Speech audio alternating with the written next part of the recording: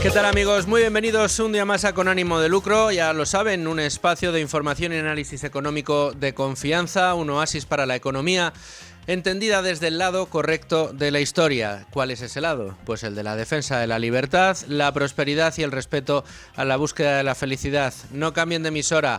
Arrancamos y lo hacemos ¿cómo? Pues en el día de hoy no puede ser de otra manera que analizando todos los agujeros negros del caso que implica al hermano del presidente del gobierno, de Pedro Sánchez, eso sí, en el ámbito económico. No hay día sin su afán ni semana en la que no se asalten varios casos de corrupción alrededor del presidente del gobierno. Vivimos días de mucha intensidad informativa, días en los que se alternan entrevistas o declaraciones de testigos directos de casos de corrupción que están aportando pruebas a los juzgados y días en los que los jueces imputan en este caso a familiares del presidente del gobierno, como es el caso de su hermano, al hermano de Pedro Sánchez, a don David Sánchez Pérez Sánchez Castejón. Se le ha imputado por delitos contra la administración pública, la hacienda pública, malversación, prevaricación y tráfico de influencias. Una colección de delitos nada desdeñable, desde luego, para un personaje tocado, en este caso por la actualidad, por ser precisamente el hermano del presidente del gobierno. Hoy Con Ánimo de Lucro nos hemos propuesto analizar el caso desde el punto de vista económico, es decir, cuáles son esos agujeros negros patrimoniales, cuál es la historia que conocemos a través de los informes de la AUCO. Vamos a hablar con los especialistas que mejor conocen este asunto y también vamos a tratar de averiguar cuál es la trascendencia, tanto política como procesal en este caso, que le espera al señor Sánchez Castejón, en este caso no al presidente del gobierno, sino a su hermano. Estamos hablando de pues una persona que podríamos decir que ha tenido mucha suerte en la vida.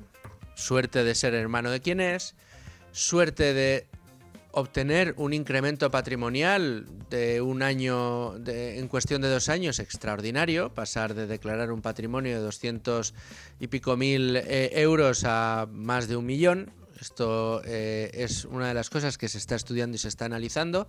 Hoy vamos a explicar los porqués, los dimes y los diretes de esas cifras que él mismo consignó en una declaración de bienes ante la Junta de Extremadura. Por cierto, otro golpe de suerte extraordinario, el del hermano del presidente del gobierno, que consiguió una plaza para un puesto de dirección, curiosamente muy como anillo al dedo a su formación profesional, a su formación como director de orquesta dentro de la Junta de Extremadura. Además, tuvo la suerte de ser un puesto que se había remunerado muy bien. Además, tuvo la suerte de que dijo que quería trabajar solo 2 días. Todo esto según las informaciones de prensa que hemos conocido, que quiso trabajar solo 2 días y le dejaron hacerlo. Además, tuvo la suerte de establecerse en Elvas, trabajar en Badajoz y poder tributar en Elvas por lo que ganaba en Badajoz del erario público, puesto que era un puesto público. En definitiva, unos golpes de suerte constantes que además le han llevado a acumular un patrimonio inmobiliario nada desdeñable. Por otra parte, desde luego, envidiado seguramente por todos aquellos que únicamente tengan su hipoteca en proceso de pago y no tengan ningún otro inmueble más en su haber. En definitiva, una serie de golpes de suerte que culminan con uno que a mí me llama poderosa y especialmente la atención. Y es el hecho de que todas estas anomalías no hayan sido merecedoras de una inspección de Hacienda.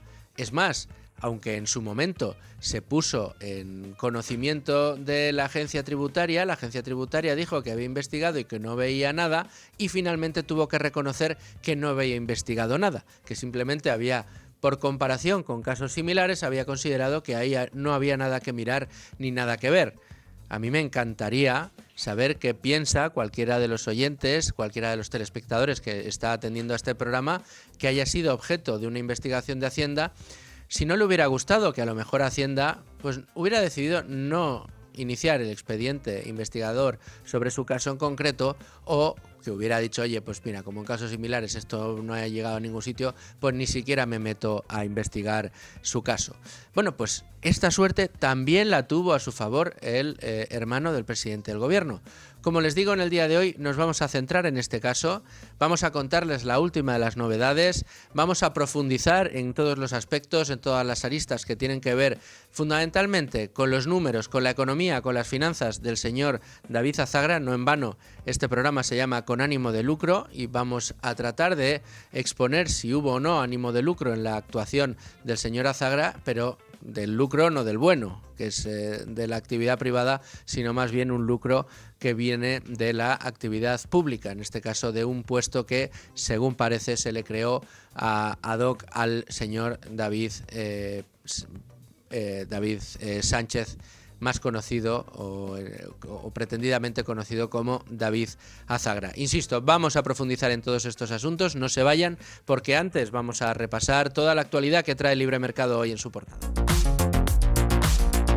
Estamos ya con Beatriz García, jefa de Libre Mercado. Bea, ¿cómo estás? Muy bien, Luis Fernando. Estamos ahora mismo repasando los principales asuntos que nos lleva hoy en su portada Libre Mercado y que nos llevan, en este caso, hasta Yolanda Díaz. Hombre, cómo no, es una clásica habitual en nuestra portada prácticamente a diario, la ministra de Trabajo. Ministra de Trabajo que también aspira a ser ministra de Hacienda. Ella abarca todas las áreas del gobierno si la dejan. Y bueno, ha logrado Yolanda Díaz conseguir que Pedro Sánchez en su reforma fiscal acepte todos los impuestos que ella había creado, todos estos nuevos impuestos. Bueno, pues no lo ha conseguido. Los socios de Sánchez no han aceptado las ideas de Yolanda Díaz de subir impuestos a las OCIMIS, a los apartamentos turísticos, a la sanidad privada.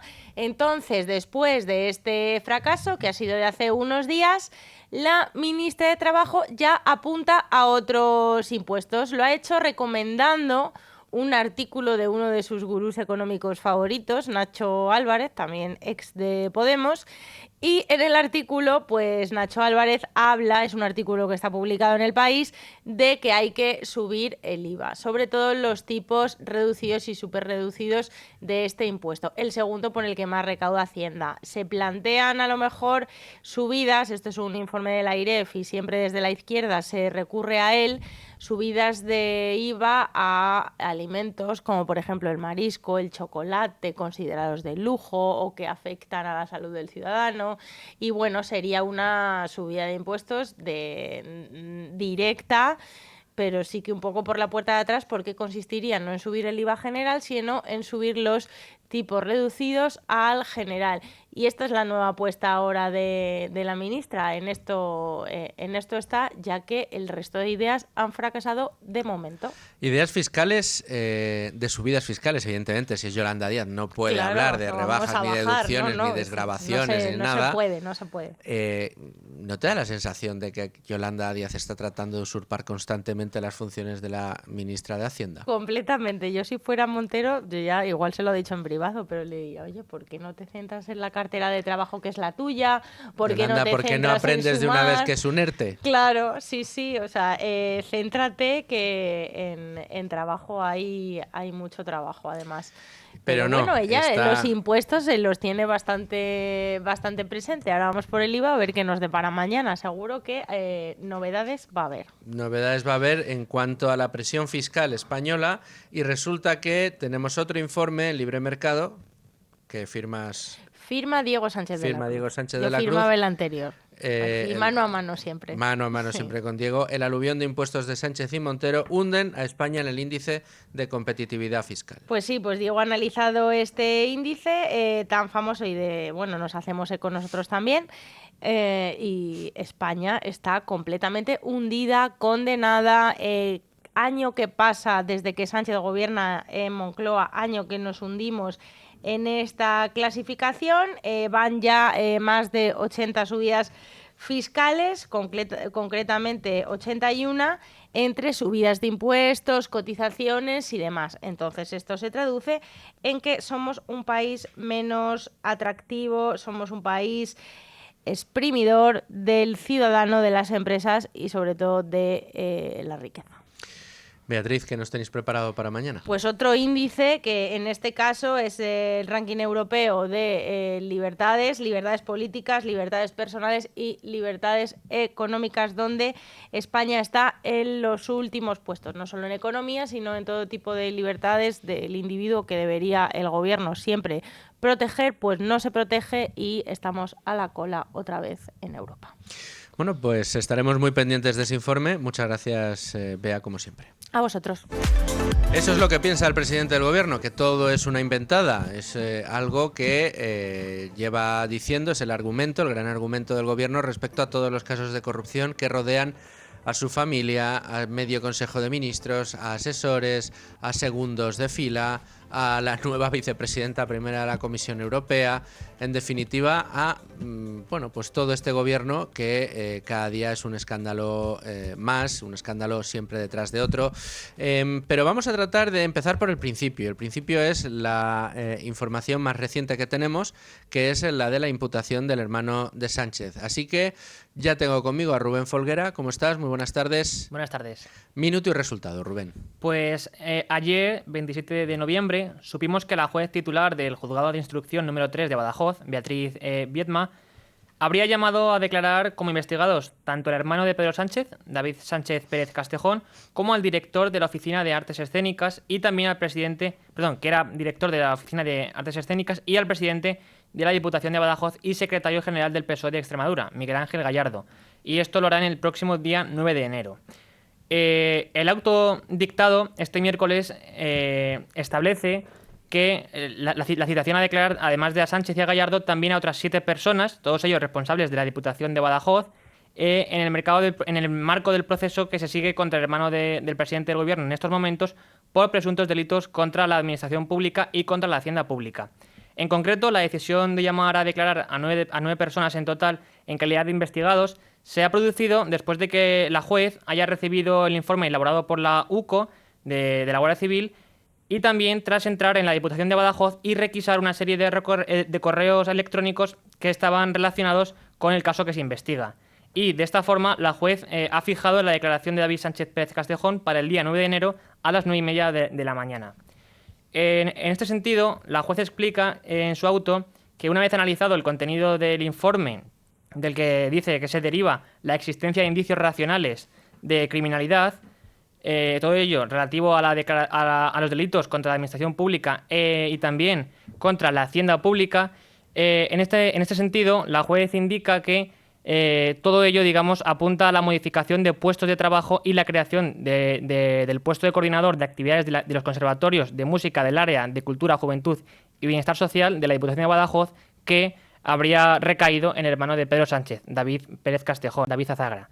Y de esta forma el juez pide que se le aporte a la mayor brevedad posible, indica, el reglamento regulador del procedimiento para la aprobación, revisión y modificación de la relación de puestos de trabajo del 30 de julio de 2003, al que se le refiere en su documentación la institución provincial. Esto es una norma que establece que la modificación de la denominación del puesto de coordinador de actividades de los observatorios de música, de los conservatorios de música, a jefe de la Oficina de Artes Escénicas estaría eximido del trámite de negociación y también de dictamen de la Comisión Técnica de Puestos de Trabajo, tal y como señala la juez en el auto. Y con todo pide también las fichas relativas a las modificaciones de denominaciones de los puestos de trabajo de la Diputación que hayan tenido lugar en los últimos 4 años. O sea, que lo que está investigando la juez, por un lado, es cómo accede el señor Sánchez Pérez Castejón, es decir, el hermano del presidente del gobierno, David Sánchez, más conocido en su círculo como David Azagra, al puesto que ocupó en la Diputación de Badajoz, y con la sospecha de que sea un puesto hecho a medida, sin necesidad que haya habido concurso y, una anomalía, en este caso administrativa, entiéndase anomalía desde el punto de vista de la ironía, que ya sé que siempre dice Federico que no se entiende en la radio, pero lo que se está investigando es básicamente si le prepararon el puesto para que él lo ocupara, para que pudiera faltar varios días en semana, de hecho es que lo que se dice, de lo que se sabe de allí y se ha publicado en Libertad Digital es que ni siquiera aparecía por allí, que lo tributara además en Portugal para no tener que sufrir la grave mano de Hacienda, de la Hacienda Pública Española, con esos emolumentos, pues parece, se habla de un puesto de trabajo remunerado con más de 100.000 euros al año y un puesto que, entre otras cosas, se le hace a medida. Pero cuando se les preguntó, Rubén, al entonces presidente extremeño, a Fernández Vara, y al entonces ministro Ábalos, por este particular en Extremadura, ¿qué fue lo que contestaron? Pues lo que vinieron a hacer de algún modo es a escurrir el bulto y a decir que, bueno, que estaba justificado y que en realidad, bueno, pues no había ningún delito en todo esto. Aquí la pregunta es, ¿cuál es el problema? ¿Ser hermano? ¿Concursar a un puesto? ¿No emigrar? Porque claro, hay muchas posibilidades, pero ¿cuál es el problema? Es lo que tienen que definir. Bueno, pues esto no hay ningún problema. ¿Qué problema va a haber? Ninguno. No, ¿por qué? Si había un concurso, ¿no? Porque había un puesto que se había creado exactamente para el presidente. Y esta es uno de los motivos por los que se le pide, se le cita y se le cita en calidad de investigado, que es la misma manera de decir de imputado. ¿Qué significa imputado? Pues que el juez le imputa varios delitos y que le va a investigar por esos delitos para ver si los ha cometido o no los ha cometido. Y este es el paso que tiene que cumplir el señor David Azagra y tendrá que explicar pues muchos de los aspectos que están detrás de esto. Pero no únicamente ha sido el señor Ábalos y el señor Fernández Vara quienes contestaron sobre esto, también contestó el señor Sánchez. Sí, Sánchez en la 1, en el programa de La Hora de la 1, en junio de este año, 2024, se pronunciaba en ese sentido. Pero en fin, yo estoy tranquilo, yo lo lamento simplemente por mi familia, porque realmente el coste que ellos tienen que asumir de tener que verse en los medios de comunicación cuando son profesionales honestos, por el mero hecho de ser bueno, pues familiares, o en este caso mi esposa y mi hermano, de quien ostenta ahora mismo la responsabilidad de la presidencia del gobierno, pues es una lástima. Bueno, pues con todo, hoy en Libertad Digital, Miguel Ángel Pérez publica que la Diputación Provincial de Badajoz aumentó su presupuesto en 123.000 euros para enchufar, entre comillas, al hermano del presidente del gobierno, David Sánchez, a pesar de las reticencias de la directora de Cultura y de que el presidente de la Diputación pues consideraban, y así se lo hicieron saber, excesiva la creación del puesto. Vamos, si te parece, con uno de las voces más autorizadas para hablar del asunto que hoy nos ocupa, que no es otro que el de David Azagra, David Sánchez, el hermano del presidente del gobierno. Estamos viendo cuáles son sus finanzas, los problemas que va a tener con la justicia, o al menos lo que tiene que explicar, pero qué mejor que hacer este análisis con Miguel Ángel Pérez, nuestro compañero. Miguel Ángel, ¿cómo estás? Encantado, Luis, de estar contigo. Un gusto tenerte. Como siempre que tengo ocasión, te felicito por el trabajo que estás realizando. Espectacular, ingente. No quiero saber las horas que duermes, porque probablemente ya duermas hasta menos que yo, con toda la información que está saliendo y que estamos manejando. Ya sabes que desde Con Ánimo de Lucro siempre lo que hacemos es un análisis desde un punto de vista económico, y en esta ocasión hemos querido analizar, ver, repasar, en este caso de la información que se conoce, cuáles son los agujeros negros económicos de David Sánchez. Hay uno en especial que es muy llamativo, entre otras cosas, porque también hay un informe de la UCO que lo pone en duda, o que dice que no es oro todo lo que reluce, y es ese famoso paquete de acciones del BBV. ¿Qué nos puedes contar sobre esto, de toda la información que tú manejes? Y luego te pregunto alguna cosita más. Pues lo primero, Luis, pero en relación a ese paquete de acciones que, bueno, algunos medios de comunicación cuantificaban en 1,4 millones, la UCO lo que dice en su atestado es que ha habido un error al calcular, que podría haber venido incluso del propio David Sánchez cuando hizo su declaración de bienes, y se confundieron, digamos, pues una cantidad de euros por una cantidad de acciones. Ese error inicial de David Sánchez habría propiciado que hubiera posteriormente otros errores en algunos medios de comunicación y que hubieran llegado a cuantificar ese 1,4 millones que supuestamente tendría el hermano de Pedro Sánchez en acciones. Sin embargo, a pesar de todo esto, la titular del Juzgado de Instrucción número 3 de Badajoz, Beatriz Viedma, lo que ha acordado tras estudiar ese informe aportado por la Unidad Central Operativa de la Guardia Civil es pedir pues un mandato al BBVA, donde supuestamente pues tendría esas acciones con varias fechas, para que indiquen cuáles son exactamente las cantidades de los depósitos que tendría en esa entidad bancaria el propio David Sánchez. Porque hay que pedírselo al BBVA, infiero yo, y dime hasta dónde me equivoco, porque, entre otras cosas, la agencia tributaria, la Hacienda Española, ha considerado que no es necesario investigar a este señor, que ha estado ganando su capital en Badajoz a cargo del erario público y tributando en Elvas, Portugal, que para el que no lo sepa, pues está a unos pocos kilómetros y es perfectamente posible vivir en Elvas y trabajar en Badajoz. Sí, al respecto, Luis Ger, lo que hay que subrayar en ese aspecto es lo que publicábamos en Libertad Digital, es decir, Hacienda se suponía que había hecho una inspección para ver si era, digamos, compatible por lo que estaba haciendo David Sánchez, ¿no? Lo que tú acabas de comentar, y se suponía que había hecho esa inspección. Sin embargo, algo olió mal a la juez Viedma, pidió pues que Hacienda identificara a la persona que había realizado el citado informe,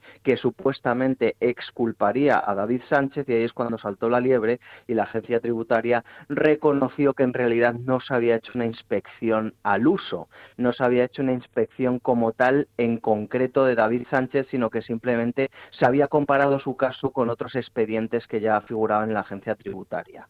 Es decir, tuvo que recoger vela en ese aspecto la agencia tributaria, reconocer que ese supuesto informe de una inspección no había sido como tal, sino que simplemente se había hecho una comparativa sin indagar en el caso concreto de David Sánchez. Y precisamente por esta cuestión, la juez Viedma también ha citado como peritos testigos hasta a 3 cargos de la agencia tributaria de la delegación extremeña, porque ahora obviamente tendrán que aclarar en sede judicial exactamente qué es lo que hicieron, por qué no hicieron una inspección al uso, sino simplemente pues un informe comparativo sobre el caso de David Sánchez. Otra de las patas económicas que hay que aclarar en este caso es el de la estructura patrimonial. Una estructura patrimonial, la del señor David Azagra, que según hemos conocido, entre otros por las revelaciones que has hecho, Miguel Ángel, es una estructura patrimonial con un fuerte componente inmobiliario. Un fuerte componente inmobiliario que nos lleva a dar vueltas por el mundo. ¿Qué nos puedes explicar? Bueno, pues la verdad es que en ese aspecto, digamos que la juez Viedma no ha acordado, digamos, diligencias concretas. En ese aspecto es verdad que el informe de la UCO pues es muy voluminoso y prácticamente lo que hace es poner los mimbres para que ahora ya la juez Viedma, que está realizando pues una investigación muy seria y muy precisa, siga ampliando esas líneas de investigación, con lo cual ahora mismo que la investigación no se está centrando en esa parte concreta. Se ha acordado obviamente la citación como imputado de David Sánchez y de otros ocho cargos relacionados con la Diputación Provincial de Badajoz, se ha citado a testigos, se ha citado a peritos a los de Hacienda, se está encargando, como decía, el BBVA en un mandato pues conocer el tema de las acciones para ver si se puede comprobar exactamente qué cantidad de depósitos tiene David Sánchez, pero luego lo que es la parte patrimonial, de momento, eso ahora mismo ha quedado en un segundo plano y obviamente pues la juez Viedma está primero enfocando a lo que ella considera que es más importante, ¿no? Que es primero pues las declaraciones en sede judicial y por otro lado pues aunque también está relacionado con el patrimonio, pues conocer exactamente cuántos depósitos y por valor de cuánto tendría David Sánchez, pues ya no en el BBVA, sino incluso en otras posibles entidades financieras. Desde luego. Por último, y para rematar, lo más reciente, lo más conocido ahora mismo es las dudas que hay sobre el puesto que se le crea en la Diputación de Badajoz. Un puesto, corrígeme si me equivoco, Miguel Ángel, de más de 100.000 euros, donde él dice que quiere ir a trabajar 2 días, donde le dicen que no pasa nada porque vaya a trabajar 2 días, y además un puesto que se crea casi a medida, porque hay que pedir incluso un incremento de la dotación presupuestaria para poder licitar este puesto que tenía solo un candidato.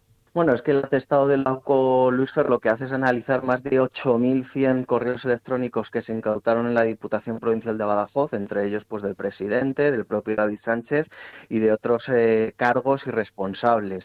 Y claro, tras analizar esos correos electrónicos, la conclusión a la que ha llegado la UCO, derivada de lo que dicen todas estas personas en sus correos electrónicos, es que cuando se puso encima de la mesa crear el puesto para David Sánchez, el propio presidente de la Diputación consideró que era excesivo crear ese puesto y la máxima responsable de Cultura consideraba que no era necesario y que había otras necesidades en la Diputación de Badajoz.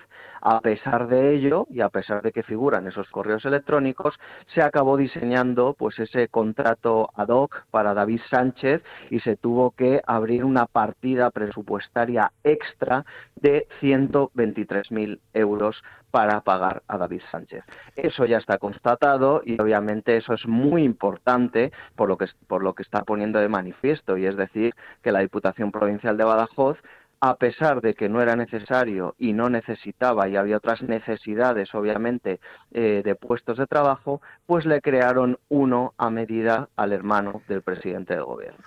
Tremendo. Miguel Ángel, muchas gracias por querer entrar en Con Ánimo de Lucro a aclararnos todos estos datos. De nuevo, enhorabuena por ese trabajo que estás realizando. Gracias por hacerlo en Libertad Digital y te seguimos leyendo. Muchas gracias, Luis. Un abrazo.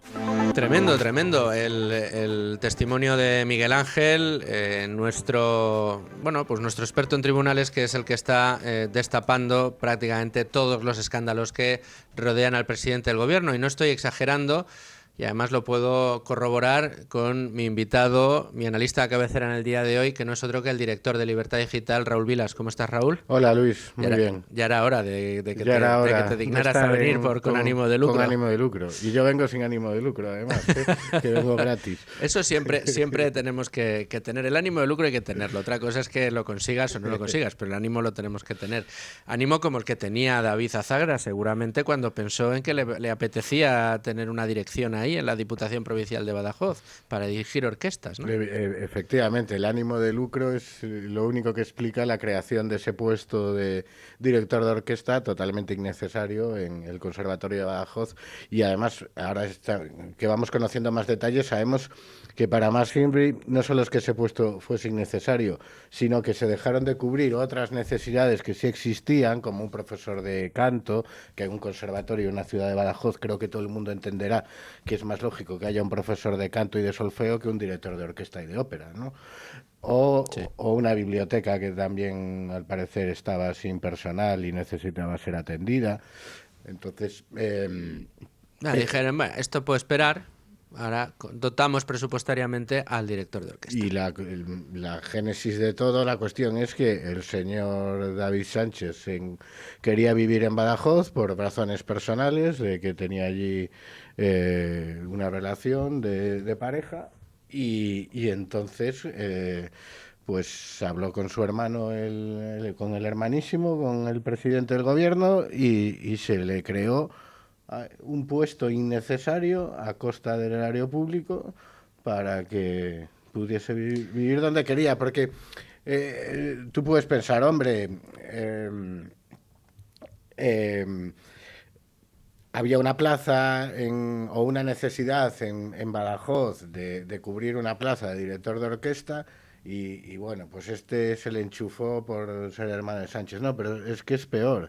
Es que se crea la plaza. O sea, es todavía más grave. No es que te enchufen para ir a una plaza ya existente y que responde a una necesidad del conservatorio. No, es que se crea una plaza únicamente para que este señor pueda estar cobrando un sueldo público sin hacer nada y encima sin pagar impuestos, porque se va a vivir a Portugal, que también es un caso, yo creo que único, de un funcionario un funcionario del Estado español que establece su residencia en el extranjero, y queda exonerado de pagar impuestos. No Yo solo no eso. conozco ningún caso.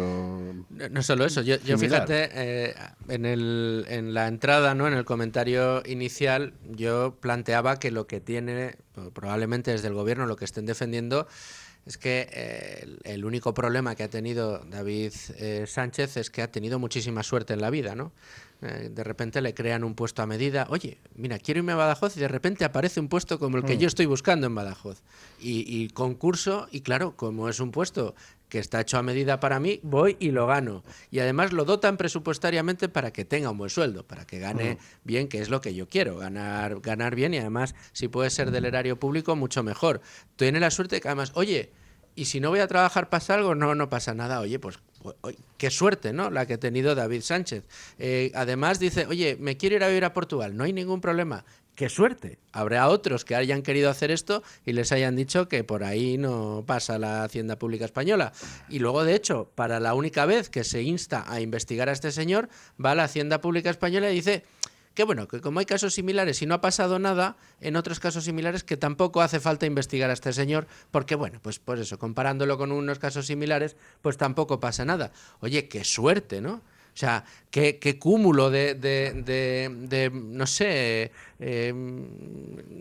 pues eso, fortuna ha tenido este señor que no tenemos otros españoles, a los que de repente a la Hacienda Pública Española nos abre una investigación por cualquier chorrada y nos mete una multa del carajo. Bueno, eso de que hay casos similares habría que verlo. Pues cualquier oyente de Badajoz que sea funcionario del Estado que pruebe a irse a vivir a unos kilómetros a Portugal y que deje pagar impuestos. Veremos y que luego nos cuente. No lo hagan porque el resultado del experimento ya sabemos cuál va a ser. O sea, Hacienda te va a reclamar y te va a multar y va a iniciar un proceso. Pero es que aquí la cuestión de fondo es... A veces nos fijamos únicamente a la hora de valorar un caso de corrupción o de considerarlo más o menos importante, nos fijamos solamente en la cuantía, en cuánto dinero han robado, cuánto dinero trinca. Evidentemente, aunque es un buen sueldo y más para vivir en Badajoz, 50 y pico mil euros al año, no supone quiero decir, el Estado español, 50.000 euros, nadie puede decir, bueno, es que está robando a manos llenas, pero es que a mí me parece gravísimo lo que estamos comentando, o sea,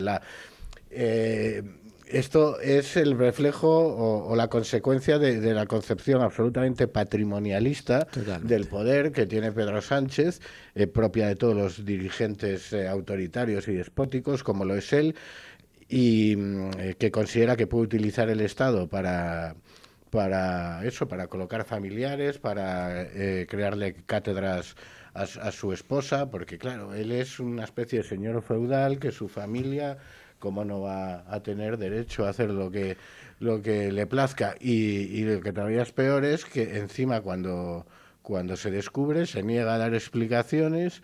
Su única respuesta es insultar a quienes denuncian el escándalo y esconderse detrás de la cantinela esta de los bulos y el fango, que es como él lo utiliza como un escudo de impunidad para cualquier cosa que pueda salir a la luz, que implique corrupción o vulneración de la ley por parte de Sánchez o su entorno, él responde que es bulo y que es fango y ahí se refugia y no da ninguna explicación. Y todo el coro de opinión sincronizada le sigue el argumento. Porque esta era otra de las cuestiones que yo te quería preguntar, Raúl. Claro, estamos viendo, o sea, el hedor del fango de verdad, del fango de la corrupción, llega a un nivel extraordinario ya. O sea, la tapa se ha abierto y el hedor está emanando y impregna a toda la política española. Sin embargo, parece que hay una especie de freno. Como decía yo, no sé si el equipo de opinión sincronizada, si las hinchaurrondos de Televisión Española, los amigos de La Sexta, el diario.es, etcétera, todos los medios de comunicación que prefieren creerse la versión del gobierno, o hasta que no vean una sentencia en firme no van a criticar todos estos asuntos, contrastan con la racia o no sé cómo decirlo, Raúl, la ferocidad que han demostrado ese mismo conjunto de periodistas, ese mismo conjunto de opinión pública con otros casos que además se han demostrado que son legales, lícitos, como el caso de la hermana de la presidenta de la Comunidad de Madrid, del hermano de la presidenta de la Comunidad de Madrid, o del propio novio de la presidenta de la Comunidad de Madrid, cuyo caso, precisamente por querer sacar de donde había poco, hay un fiscal general del Estado imputado. Parece que cualquier cosita pequeña que se le pueda encontrar a la derecha se hace un mundo enorme, y por mucho mundo enorme que haya en la izquierda, las reacciones no son las mismas. ¿A qué crees que se debe este fenómeno? Es que en España, en la corrupción y en más asuntos en general, en toda la política, impera una doble vara de medir que ya en sí misma es casi más grave que la propia corrupción. Esa doble vara de medir, que quiere decir que cuestiones iguales, si las afectan a la izquierda o a la derecha, se consideran corrupción o no. Quiero decir, aquí no, para una parte de la opinión pública publicada y para los medios de izquierdas, no importa el qué, sino el quién. Si quien hace algo es de izquierdas, da igual lo que haga, porque siempre se encuentra alguna explicación, y además, como todo, hay una cuestión también de fondo muy importante, que todos sus análisis parten de un juicio de intenciones previo. O sea, la gente de izquierdas es buena y cualquier cosa que hace lo hace por el bien, y la gente de derechas es mala y entonces lo hace por el mal. Pero, por poner un ejemplo muy claro, en cuanto al comportamiento de los medios de izquierdas y los de derechas respecto a la corrupción, los SMS de Rajoy a Bárcenas, por ejemplo, los publicó el diario El Mundo, que es considerado un medio de la fachosfera. Sí. Yo creo que muchos medios de derechas nos hicimos ecos de eso, exigimos al PP responsabilidades por el caso Gürtel, de dimisiones cuando había que exigirlas. Sin embargo, en la izquierda no hay ni una fisura ahora mismo en el bloque de opinión sincronizada, que ahora mismo lidera el diario.es de Escolar, que es yo creo que la vanguardia de ese mundo, seguido por La Sexta y El País. Y claro, eso también contribuye a que Sánchez pueda moverse con esa impunidad absoluta, porque insisto, no verás ni una fisura en el equipo de opinión sincronizada, ni una sola crítica a algo que es objetivamente criticable, como crear un puesto en un conservatorio de una capital de provincia pequeña con un presupuesto muy limitado, que seguramente no puede atender a la gente como le gustaría, para colocar al hermano del presidente del gobierno. O sea, que estos que están todo el día con la gente, los derechos de la gente, los de abajo, lo público, hay que defender lo público, pues les parece que la mejor manera de defender lo público en Badajoz y que la gente pueda tener acceso a la educación musical en el conservatorio es tirar 50 y pico mil euros, repito, de un presupuesto muy limitado, para tener un director de orquestas que no hay ni orquesta, ni ópera, ni leches en Badajoz, solo porque es el hermano del presidente del gobierno. Y no dicen ni mu. No dicen ni mu. Es más, insultan y desacreditan a quien denuncia esto por ser fachas, por ser todo bulos y demás. Sí, y además han creado en los más cafeteros la duda de, bueno, si todos estos medios están callados o no se atreven a decir nada hasta que no haya una sentencia en firme, pues será que en realidad son bulos y mentiras. Eso sí es verdad que es un mensaje que solo en los más cafeteros está calando, pero lo cierto es que, como comentábamos, el nivel de escándalo, porque estamos hoy analizando el caso del hermano del presidente, pero vete a las declaraciones de Aldama, vete al caso Ábalos, al caso Koldo, al caso Tito Berni, o sea, es que ya la colección es gigantesca. Y es que además, si realmente les preocupase, como dicen, combatir los bulos o las noticias falsas, ellos lo que hacen es contribuir precisamente. Si todo lo que perjudica al gobierno se tacha de bulo automáticamente, eso lo que hace es que contribuye a que los verdaderos bulos tengan más credibilidad, porque claro, todo es bulo, entonces ¿cómo distingues el de verdad del de mentira? Lo cierto de lo falso? No es un bulo y eso es indiscutible, que se le ha creado un puesto de director de orquesta y de ópera en el Conservatorio de Badajoz. O sea, vayamos, el Conservatorio de Jaén tiene un director de orquesta, el Conservatorio de Cartagena, si lo hay, o de ciudades de un tamaño parecido al Badajoz, hay directores de ópera. Pero es que, fíjate, Raúl, te diría, ni aunque lo hubiera, o sea, el caso es que no era necesario en ese momento, no existía el plan siquiera de crear ese puesto, se crea por un motivo. Y el motivo es que el señor hermano del presidente del gobierno quería ir a vivir a Badajoz y tener un sueldo. Y esto es un motivo... Y el que lo mueve es el jefe del PSOE en Extremadura. Esto debería suponer en una democracia civilizada la dimisión del presidente del gobierno. Insisto, sean 50.000 euros o sean 20.000, da igual, en democracia las formas son fundamentales y el respeto a las instituciones. Y si a ti te pillan en un comportamiento inapropiado para beneficiar a tu familia, siendo presidente del gobierno, presidente de una comunidad autónoma, alcalde, presidente de una diputación, me da igual, tienes que dimitir. Esas son las reglas de la democracia. Así es, Raúl Vilas, director de Libertad Digital. Gracias por pasarte por Con ánimo de lucro a analizar el tema del día. Muchas gracias, Raúl. Y con la campanita de mercados, iba a decir cerramos página actualidad. No, porque tenemos que seguir con la actualidad y con la actualidad además que operan los mercados. Tengo que contarles que en el selectivo español el IBEX 35 está en este momento cotizando con ganancias, un 0,32% arriba, 11.617 puntos para nuestro principal indicador, el IBEX 35, con noticias importantes del día que vamos a pasar a analizar ya con nuestro experto de cabecera en el día de hoy. Él es el asesor del fondo Tercio Capital. ¿Cómo estás, Edgar Fernández? Hola, Luis Fer, ¿qué tal? Encantado de estar por aquí. Oye, un gustazo tenerte en Con ánimo de lucro, ya lo sabes.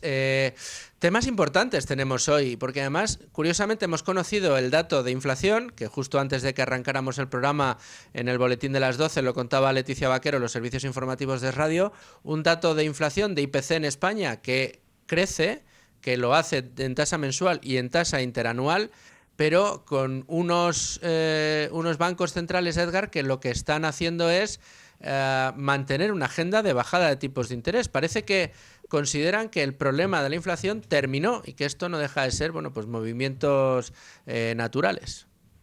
No, el problema de la inflación no ha terminado, y no estoy diciendo con eso que espero que vaya a subir mucho, pero el problema de la inflación no terminó. Los problemas estructurales que tiene la economía europea siguen igual, los problemas de productividad siguen exactamente igual, los problemas de déficit fiscales y alta deuda pública siguen ahí, no se han solucionado los problemas estructurales de la economía europea y la inflación puede repuntar. Y además estamos en una situación en la que la energía, que podría ser un componente muy importante de la inflación, está en niveles muy bajos. Entonces, imagínate qué pasaría si, como se está viendo, el mercado de gas natural europeo está un poco más tensionado de lo normal y viene un invierno más frío de lo normal. Pues podríamos volver a sufrir un repunte importante de la inflación. ¿O qué pasaría si ahora con la entrada de Donald Trump en Estados Unidos se ponen serios con las sanciones a Irán, que exporta más de 1 millón de barriles al día de petróleo de forma un poco gris, y se ponen serios y bloquean esas exportaciones? ¿Qué pasaría con el precio del petróleo, que ahora está en niveles muy bajos, y eso haría repuntar la inflación, ¿no? ¿O qué pasa con los gobiernos que como el español o el francés, por ejemplo, no tienen previsión de bajar el déficit? Que el déficit, al final, gastar más de lo que ingresas con deuda hace que aumente la inflación. Entonces, estamos dentro de una situación en que creo que estamos muy pasivos, y que los estados también necesitan que estemos pasivos. ¿Por qué? Porque como tienen mucha deuda, la mejor forma de quitarse la deuda es con inflación. Esto siempre lo decimos, ¿verdad, Edgar? Que es uno de los incentivos que mucha gente no entiende. Y es que, oye, que la inflación solo beneficia al que debe mucho. Y el estado de los estados europeos, en este caso, es de un hiperendeudamiento, vamos. Claro, y que no solo que le beneficia a los estados por el endeudamiento, porque baja el valor valor real de la deuda, ¿no? Sino que es un aumento de impuestos encubierta. De hecho, yo creo que esta semana salió alguna noticia en que la Comisión Europea consideraba que no no inflactar el IRPF en España era una subida de impuestos. De hecho, era el gobierno español que decía, no, nosotros no deflactando estamos subiendo los impuestos, ¿no? Como diciendo, mira, para alcanzar cierto equilibrio presupuestario, que no lo van a alcanzar, no estamos deflactando el IRPF y con eso es una subida de impuestos. O sea, la inflación beneficia a los estados por todas partes. ¿Y a quién perjudica? Pues al pequeño ahorrador que no tiene cómo escapar de esta vorágine inflacionista. Mencionabas a España y a Francia y tenemos datos además de recientes respecto a la prima de riesgo, y es que en España empezamos a repuntar por encima de Francia y nos vamos acercando a los 100 puntos básicos. Sí, bueno, y es normal, porque al final si tú no tienes tus finanzas arregladas y no tienes previsión de arreglarlas, pues al final el riesgo país aumenta, y el riesgo país que aumente significa que el Estado va a tener que pagar más por su endeudamiento, y eso significará que necesitará más tipos de intereses bajos que provocarán inflación. Los incentivos están totalmente son perversos ahora mismo en Europa. Mientras que en Estados Unidos ya se ha dicho que la bajada de tipos de interés se va a paralizar, y eso hace que el dólar se haya revalorizado, y eso nos perjudica también a Europa por nuestro balance comercial, ¿no? Entonces estamos en una situación que no es que sea mala, porque la economía, pues por lo menos en la eurozona, parece ser que va a tener un pequeño rendimiento positivo este año, pero vamos, que estamos muy lejos de estar bien como para tener estas medidas que son inflacionistas, ¿no? Correcto. ¿Cómo ves, Edgar, en este ámbito en el que nos movemos, con la situación que estamos describiendo en cuanto a la inflación, estados endeudados, un Estados Unidos poniendo aranceles y con una intención clara, abierta de tratar de mejorar las cosas en cuanto a gasto, a déficit y a desempeño económico? ¿Cómo ves un valor tan querido, tan buscado y tan llamativo para muchos como es el oro? Bueno, para el oro tendrías que preguntarle a otros que son más expertos, ¿no? Y al final lo que te puedo decir es el oro cómo se ve o cómo se interpreta dentro de los mercados financieros, y es como la reserva de valor. Entonces, cuando los inversores tienen miedo de políticas monetarias de los estados, se refugian en reservas de valor, y el oro es uno de ellos, sino el más importante, ¿no? Entonces, cada vez cuando un analista quiere decir qué es lo que va a pasar con el oro en el futuro y si es una buena alternativa para protegerse, lo que tiene que ver es de qué te tienes que proteger, ¿no? Si estás en una situación en la que los estados van a seguir con déficits fiscales, van a seguir con políticas monetarias laxas, el oro va a ser una muy buena alternativa, como se ha demostrado pues los últimos meses, ¿no? Pero también estamos viendo como el mercado está descontando que Estados Unidos verdaderamente va a hacer reformas, y eso ha provocado cierto ajuste en la cotización del oro, ¿no? Al final el oro es una indicación de qué tanta confianza tengo yo en las políticas públicas, básicamente. Podríamos dar muchas más razones, ¿no?, de análisis del oro, pero básicamente es el nivel de confianza que tienen los inversores en las decisiones de política monetaria y fiscal. Y que haya subido tanto es precisamente porque los inversores no están muy confiados en la situación de las finanzas públicas en nivel general, ¿no? Voy a aprovechar, Edgar, que te tengo con ánimo de lucro para estirar un poco, ¿vale? Y tratar de sacarte algo de información, pero tranquilo que no vamos a ir más allá de lo legal. Tú que eres un gran analista, que te fijas mucho en las compañías, que analizas ya no sectores, sino compañías, y que vas mirando aquellos huecos donde ves que hay valor, pero parece que el mercado lo ha olvidado. ¿Dónde en este contexto estás encontrando tú ahora oportunidades, o dónde crees que son buenos sitios para mirar? ¿Dónde brujuleas tú con más asiduidad? Pues mira, aquí hay dos mundos muy distintos, ¿vale? Tenemos el mercado americano, que está muy inflado, ya lo sabemos, pero están las mejores empresas del mundo también, o sea, eso hay que tenerlo en cuenta. Y después tenemos el mercado europeo, que está muy deprimido, sobre todo las pequeñas compañías del mercado europeo, y te diría que para mí el mercado que está ofreciendo más oportunidades ahora es precisamente el Reino Unido, que podría ser quizás donde el sentimiento es más bajo, ¿no? Entonces, ¿dónde podrías buscar oportunidades? En pequeñas compañías internacionales que fruto de que no están incluidas en ningún índice y no hay gestión pasiva en su accionariado, fundamentalmente lo están haciendo muy bien, cotizando a precios relativamente baratos, con perspectivas de crecimiento, porque tienen exposición al exterior, no solo en el mercado local, y ahí es donde yo creo que se está viendo más valor ahora mismo, ¿no? Lo que pasa es que, diciendo esto, corres el riesgo de que te acusen de que, bueno, este era el discurso que llevábamos oyendo hace 5, 6, 7 años, ¿no? Porque parece ser que esta situación lleva mucho tiempo así, pero yo argumentaré que en estos momentos las compañías ya son muy conscientes de la situación en la que están, algunas de ellas, y están tomando acciones. Están recomprando acciones, repartiendo más dividendos, ¿no? Entonces estamos ante una situación en la que el inversor ya no necesita que otros inversores reconozcan el valor de esta compañía, ya no necesita que el precio de cotización aumente, sino con la rentabilidad por dividendo o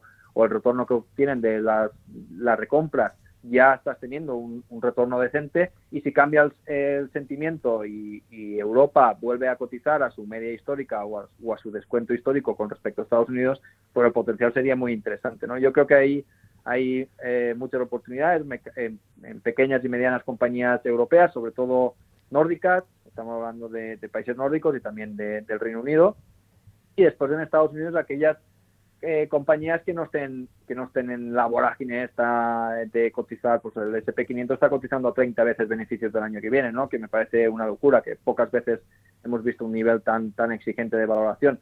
Pero fuera del S&P 500 y fuera de los índices pues más conocidos, hay también muchísimas oportunidades, ¿no? Entonces yo, si me preguntaras, bueno, ¿dónde mirar? Pues pequeñas y medianas empresas con perspectivas de crecimiento y que están valoradas a múltiplos que son ridículos en comparación al mercado en general.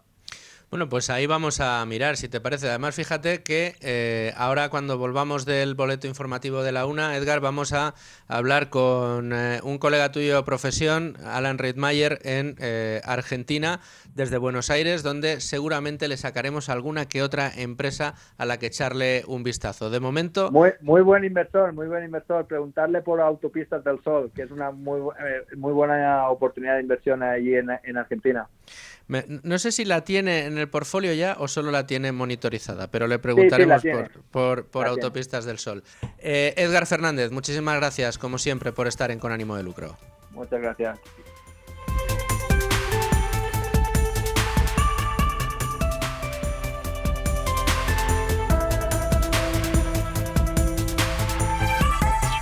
Y nosotros hacemos un alto en el camino para informarnos y hacerlo siempre de la mejor manera, que es a través de los boletines informativos de Es Radio. Nos vamos a los servicios informativos, escuchamos las noticias de la una y volvemos aquí en Con Ánimo de Lucro para abrir esa gran ventana a la oportunidad liberal, la gran apuesta liberal de Argentina. Volvemos enseguida, escuchamos las noticias. Muchas gracias a los servicios informativos de esta casa por mantenernos actualizados en estos días en los que la información y la actualidad es frenética, envueltos en casos de corrupción tras casos de corrupción por parte de los miembros del Ejecutivo, de la familia del presidente del Gobierno. Bueno, casos de los que nos vamos enterando, entre otras cosas, gracias al trabajo de nuestros compañeros de los servicios informativos y, por supuesto, de Miguel Ángel Pérez, nuestro experto en tribunales, con quien hemos hablado hoy. Pero después de repasar el tema del día, después de analizar lo que está sucediendo en los mercados desde un punto de vista español, pues los jueves hasta ahora lo que solemos hacer es abrir capítulo de esa gran ventana liberal, de esa gran apuesta liberal que supone el gobierno de Javier Milei en Argentina. Así que nos vamos nada más y nada menos que hasta Buenos Aires para hablar con nuestro compañero, el portfolio manager Alan Riedmayer. Alan, ¿cómo estás? Alan, ¿estás por ahí? Hemos perdido la conexión, la vamos a recuperar enseguida.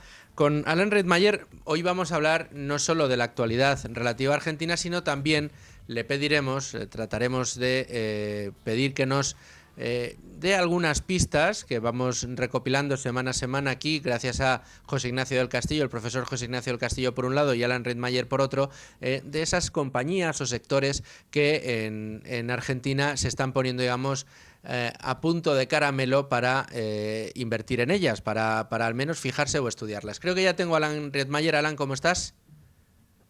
Hola Luis, muchísimas gracias por la invitación. Nada, como siempre, Alan, gracias a ti. Se te oye además alto y claro, mucho mejor que otros días y eso me alegra un montón. Alan, ¿te parece que empecemos por una de las informaciones que hemos tenido esta semana y que yo creo que es muy importante? Estoy leyendo, el petróleo y Milei logran un vuelco histórico en la balanza energética. Argentina registra el mayor superávit en, atención, 17 años. Es algo histórico, más que todo porque el kirchnerismo ha destruido la matriz energética en Argentina, con lo que se llamaba incluso el barril criollo, que era como un precio diferenciado del criollo más bajo, que eso desincentivaba justamente la inversión. Hoy, en 2025, la balanza energética debería ser superavitaria, la balanza comercial energética, en 7.000 millones de dólares. A 2030 en 30.000 millones de dólares. 30.000 millones en 2030, o sea, bueno, algo que no pasaba, ¿no? En Argentina no estabais acostumbrados a la palabra superávit. Mayor que el agro, mayor que el peso del agro incluso en la economía argentina. Bueno, luego te voy a preguntar por esas empresas, esos sectores. Imagino que en el sector energético, por lo tanto, por lo que estamos comentando, tiene que haber más de una. Ya nos has hablado otras semanas de todo lo que tiene que ver con el yacimiento de Vaca Muerta, que desde luego va a ir a mejor, pero lo que nos dicen las informaciones, Alan, es que precisamente la seguridad jurídica de la que está dotando Milei a la Argentina, unido a la desregulación de Sturzenegger, lo cierto y verdad es que lo que estáis recibiendo, y yo me imagino que tú como portfolio manager eso lo ves todos los días, es un incremento de la atención por parte de los inversores al desarrollo en Argentina. Argentina está volando, el interés, la atención del mundo en Argentina está volando. Es realmente increíble cómo semana a semana suben los mercados, sube la bolsa, baja el riesgo país. Realmente está entrando mucho flujo de inversiones y mucho interés de inversores de todas partes. ¿Cuáles son los sectores que están más pujantes ahora mismo? ¿Siguen siendo el energético y el agro o se suman sectores a esta carrera? Y el mejor ha sido, el mejor performance ha sido el bancario, pero ¿por qué? Porque nació desde un punto de partida de muchísima incertidumbre, porque si nos paramos hace un año atrás, realmente los bancos, los balances de los bancos estaban muy deteriorados, incluso el kirchnerismo echó mano de los encajes, de los ahorros, de los ahorristas en los bancos, y había mucho riesgo sistémico a corridas bancarias, con que haya una estampida de gente, de personas yendo a retirar su dinero del banco, podían causar una corrida bancaria y un vuelco sistémico. Por eso partían desde ese punto de partida y por eso fueron también el mejor sector en el último año. Otro de los aspectos que te quería preguntar es las críticas, ¿no?, a la acción de gobierno de Javier Milei, que las sigue habiendo y muchas, sobre todo internas allí en Argentina. Pues desde fuera hay muchos, esto yo creo que ya los estarás viendo tú, ha habido muchos críticos con el gobierno de Milei, que se reían de Milei, que le tachaban de payaso, que consideraban que había llegado un populista fascista al gobierno en Argentina y que esto iba a ser malísimo para Argentina y para toda la región. Tienen que rendirse a la evidencia y decir, oye, pues los cambios que ha puesto en marcha, la verdad es que están funcionando y además lo están haciendo en el sentido de mejorar la vida y la actividad de las empresas y de los ciudadanos en Argentina. Pero seguimos teniendo algunas resistencias. Te leo algunas de las informaciones que leíamos ayer en agencias. Dice, el sector industrial de Argentina se encuentra muy preocupado ante la caída de las exportaciones y el incremento de las importaciones en medio de la eliminación por parte del gobierno de Javier Milei del impuesto país, que supone suprimir un arancel para la entrada de productos extranjeros en Argentina. ¿Cómo lees tú estas críticas? ¿Cómo crees que está afectando al sector industrial y cómo crees que se va a terminar desarrollando? Bueno, ahí hay parte razonable y parte no. La parte razonable es que necesita el sector industrial una baja de impuestos, una simplificación de toda la estructura burocrática para ser más competitivos, que es en parte lo que está haciendo Sturzenegger. Ahora es un sano equilibrio entre al mismo tiempo abrir las importaciones para que los consumidores puedan beneficiarse de precios menores y productos mejores sin que los industriales cacen en el zoológico o pesquen en la pecera. Es un sano equilibrio que hay que ir buscando. Otra de las noticias que tenemos... están haciendo. Sí, perdóname, Alan. Termina. Sí, no, eso, Luis, era para cerrar, que eso es un sano equilibrio que es justamente, yo creo, el que están haciendo, ponderando ambas partes. Correcto. También leo que Milei desplaza al embajador argentino en España y enviará a alguien de su confianza en Madrid. Está, después de hacer el ejercicio brutal de ajuste que lleva en tan poquísimo tiempo, ¿crees que está empezando a ocuparse de otras facetas que son también importantes para la etapa que se avecina? Porque después de ordenar las cosas en casa tienes que prepararla para recibir invitados, ¿no? Se ha dedicado a ordenar la casa, a colocar las cosas en orden, a tratar de que todo funcione, y ahora es cuestión de abrir las puertas y decir, mirad lo que hemos conseguido, necesitamos ahora la llegada de inversiones para que esto despierte y se ponga a funcionar como una locomotora sin ningún problema.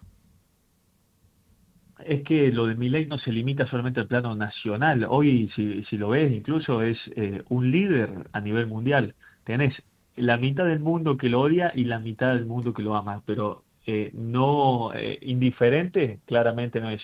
Y con la estabilización de macro ya hecha y todos los esfuerzos puestos en eso, se empiezan a liberar espacios para empezar con reformas de segundo orden y otras cosas de menor urgencia.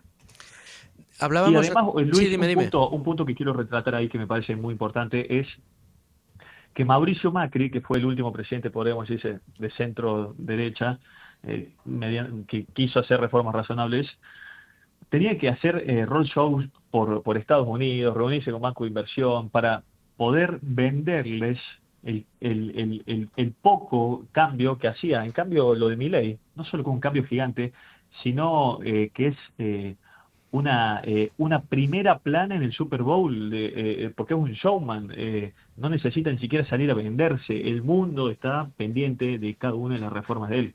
Por eso, no solo que las reformas son muchísimo más potentes, sino que encima no necesita publicitarse, es un imán. Eso es lo clave de esto. Para terminar, pues nos estamos llegando al final del espacio. Alan, estábamos hablando antes con el asesor del Fondo Tercio Capital, Edgar Fernández, que te conoce bien, y le comentábamos que íbamos a hablar contigo para hablar de Argentina y de las oportunidades que se están creando allí en ese país. Y nos decía, sí, hombre, Alan, un grandísimo inversor, y nos decía, preguntadle por Autopistas del Sol. Pues dicho y hecho, tus deseos son órdenes, Edgar, y aquí le estamos preguntando, ¿qué hay de Autopistas del Sol? Interesantísimo los fondos de Edgar, muy inteligente el approach. Sí, Autopistas del Sol fue una empresa, es una empresa que Alberto Fernández y el kirchnerismo quisieron expropiar, que básicamente, era la concesión de la autopista, que era su activo ese, su derecho de cobro, y como el kirchnerismo lo dejó de pagar y lo quería expropiar, llegó a cotizar en 2020 al 8% de su derecho de cobro, al 8%, hoy está cotizando el 60%. Tremendo. Y encima es de un accionista, el mayoritario podría decirse que es Abertis, que es muy conocida en España. Sí. ¿Y qué otras empresas? Que incluso está en juicio en el CIADI Abertis con Argentina, con el gobierno argentino. Aún todavía no lo arreglaron, porque eso, lleva un proceso. Alan, danos en 30 segundos otra empresa que tengamos que echarle un vistazo, que tengamos que mirar. Geopark, ¿pero por qué? Porque son múltiplos colombianos, pagás Petro, pero recibís Milei, porque se está expandiendo por Argentina. Me encanta eso, pagás Petro pero recibís Milei. Bueno, pues apuntada Autopistas del Sol, apuntada Geopark en esta lista de sectores y empresas que estamos repasando cada semana contigo y con José Ignacio del Castillo. Alan Riedmayer, Portfolio Manager en Argentina desde Buenos Aires, muchas gracias por atendernos, muchas gracias por estar ahí y muchas gracias por acercarnos a esa realidad que se vive en Argentina. Muchísimas gracias por la invitación, Luis. Un abrazo. Recta final del Con ánimo de lucro del día de hoy, una de las secciones más esperadas, sin duda, la de Carmen Tomás con este avance de Economía para Todos. Carmen, ¿cómo estás? ¿Qué tal? Muy buenas tardes. Pues muy bien, con ganas de hablar contigo, porque ojo lo que tenemos esta semana, ¿eh? Menuda semanita, no tenemos ninguna semana sin sobresaltos, ¿eh? Sí, sí, y eso que no me dedico, vamos, que en Economía para Todos no hablamos mucho de política, que si no necesitamos 4 programas, por lo menos. O de corrupción. Bueno, sí, bueno, es que es ya como tanto monta. Que te iba a decir una cosa, es muy importante este dato de inflación que hemos conocido hoy, porque aparte de ser el mayor de repunte desde septiembre del 23, es que sirve, que está en el 2,4, sirve para fijar la subida de las pensiones. Así que las pensiones van a subir un 2,8 el año que viene. Así que la factura de las pensiones, pues 5.000 millones más. Como no tiene casi deuda, que ya ha superado de largo los 100.000 millones, pues vamos con ello. Así que vamos con esta información que es muy interesante para mucha gente y bueno, para ver que los precios siguen como siguen, la luz, los carburantes, o sea, todo lo que usamos todos los días, y por eso pues nuestra renta disponible pues cada vez es menor. Sí. Así que vamos bien. Fíjate que hemos comentado en la parte de mercados con Edgar Fernández este dato, porque tenemos por un lado la inflación que seguimos viendo como continúa al alza, es decir, aquellos que dijimos, ¿verdad, Carmen?, que esto no había terminado, pues parece que poco a poco nos va dando el tiempo la razón, pero por otro lado tenemos a los bancos centrales que siguen pensando en continuar las bajadas de tipos de interés. Parece que para ellos esto no significa nada. Vamos a ver el calendario, porque dijo Lagarde, bueno, voy a estar muy pendiente, a lo mejor no todas las bajadas que nos esperábamos o de la intensidad que nos esperábamos, no sé, porque lo del BCE es también un enigma, ¿eh? Nunca se sabe, es como Bruselas, son enigmas con patas que no sabemos muy bien nunca por dónde van a tirar, porque el otro tema que vamos a tratar y con intensidad es la nueva Comisión Europea, que ya toma posesión, con Rivera, la gran Rivera, que es un desastre de mujer, que nos deja aquí cerrada la central nuclear, firmado el cierre de la primera central nuclear, cuando allí está diciendo que es, más nuclear que Mafo, el bueno. Bueno, es una comisión que los de antes han dado un aprobado general a todos los planes fiscales que han presentado todos los países, incluido España. Es un aprobado general porque deja objeciones tan importantes como, bueno, todo esto luego se tendrá que reflejar en unos presupuestos. O sea, pero ¿qué presupuestos? O sea, y luego además, como hayan hecho las cuentas con todos los impuestos que habían previsto aprobar, y que no han aprobado, aprobado, todos los que han aprobado, pero que no han aprobado y que, bueno, pues eran muy importantes, porque imagínate la recaudación de la subida de las pólizas de seguro de 12,5 millones de personas, el diésel, tal. Entonces, ¿qué cuentas han hecho? O sea, si luego no lo han aprobado, o sea, de verdad, o sea, y sacando pecho cuerpo y sacando pecho Dante y sacando pecho todo el mundo, y dices, pero bueno, o sea, mira, no sé si es peor la comisión o vosotros, ya tanto monta tanto. Y luego un poco más de Rivera, aparte de dejarnos el marrón de lo de las centrales, que ya podía haber dicho, bueno, pues como ya soy pronuclear, pues lo del cierre de las centrales, que ya lo veremos más adelante. No, Pues, ¿te acuerdas este verano que cuando estábamos haciendo tú y yo la economía de Dieter, ya tratamos el asunto del automóvil? Sí. Y la gravedad que era. Bueno, eso va a más, y ya el sector del automóvil está sufriendo, no solamente todas las marcas, porque todas las marcas, sino ya las fábricas de baterías eléctricas, o sea, han hecho un puñetero desastre absoluto de un sector puntero en Europa, con unas marcas estupendas, unos cochazos de lujo, de lujo quiero decir, de cómo están hechos, de cómo cuidan el medio ambiente, de cómo no contaminan y tal, y que desastre total. Sí, absolutamente. Eso ha sido un tiro en el pie en toda regla. Pero en toda regla. Entonces, bueno, pues como hay nuevos anuncios de más cierres, reducciones de personal y hay mucha preocupación por eso en Europa. Y bueno, se lo tienen merecido también las eléctricas, pues todas las eléctricas, las automovilísticas, pues porque no sé yo si han, en fin, hecho sus deberes bien hechos. Bueno, con esos temazos tenemos para rato. tenemos Muface, que ya ha enviado las primeras cartas, y ¿quién va a sufrir más? Los más mayores, o sea, Claro. ayudando a la gente, porque claro, ¿qué aseguradora va a querer ahora? Pues a más la mayoría, bueno, creo que hay del 1.000.000 y pico un porcentaje elevadísimo de gente mayor de 65 años, o sea, jubilados. Jubilados, pues que, oye, pues que el que no tiene una cosa tiene otra y el que no tiene otra, con lo cual, como las aseguradoras, pues previamente se pondrán a hacer pues algún tipo de examen para ver un poco en qué se meten, pues es que sería el desastre total y bueno, pues dejarían sin cobertura a montones de personas mayores que tendrían que pasar a la Seguridad Social y, por supuesto, colapsar la Seguridad Social, etc., etc. Bueno, y luego está Sánchez, que sigue generoso y sigue anunciando medidas de venga dinero, pero luego no da ni un duro. A día de hoy, ni un duro todavía han recibido del Gobierno de España de ayudas los valencianos. Así que ayer otros 2.000 y pico millones y venga y dale, pero todo falso. O sea que, bueno, pues como ya anunciamos, si es que no os lo creáis que no os van a dar ni un duro, mirar La Palma, mirar esto, mirar por allí, y luego todo lo que dicen es falso porque es todo propaganda.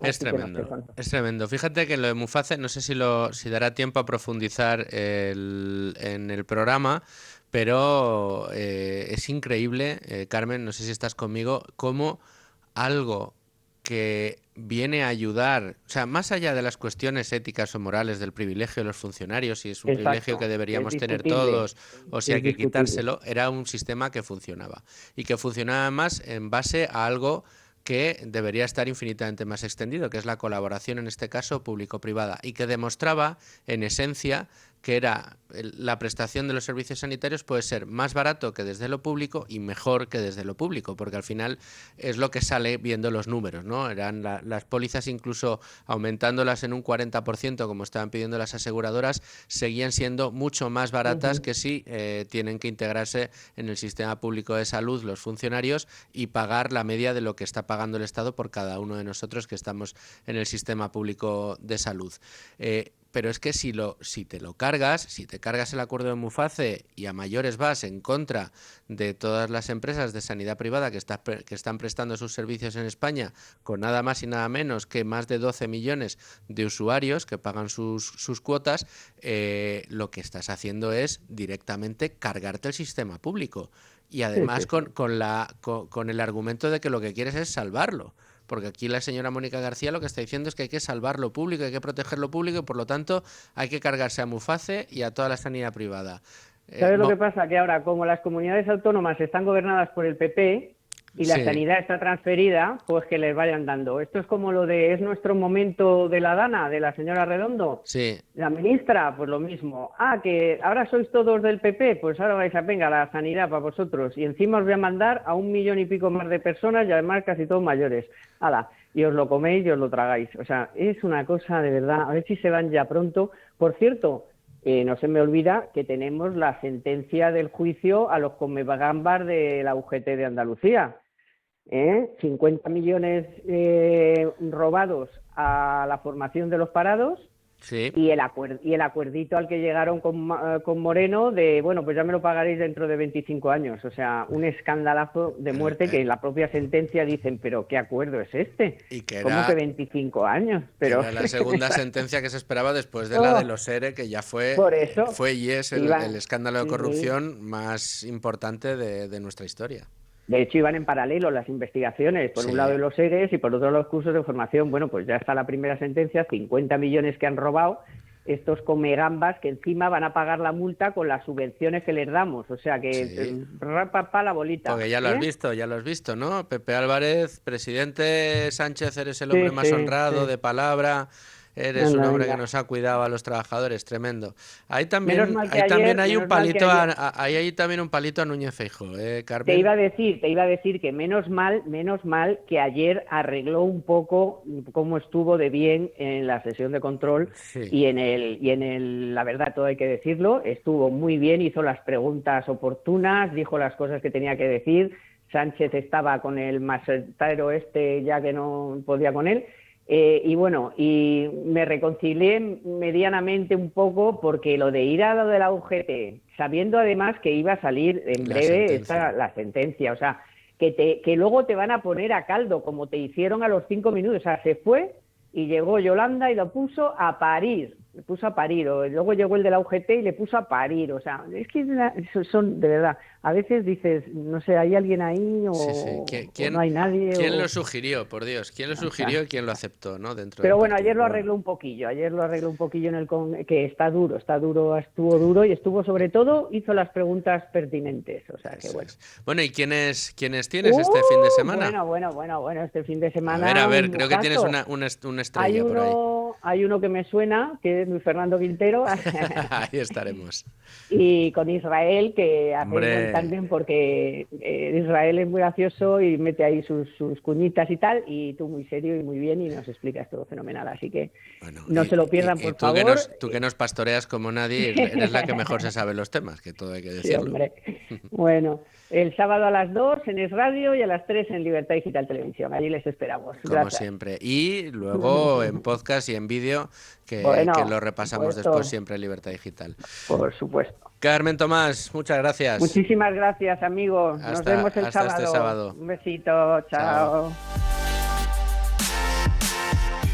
Y a todos ustedes, señores oyentes, muchas gracias por estar ahí un día más. Nos vemos mañana. Sean muy felices, amigos.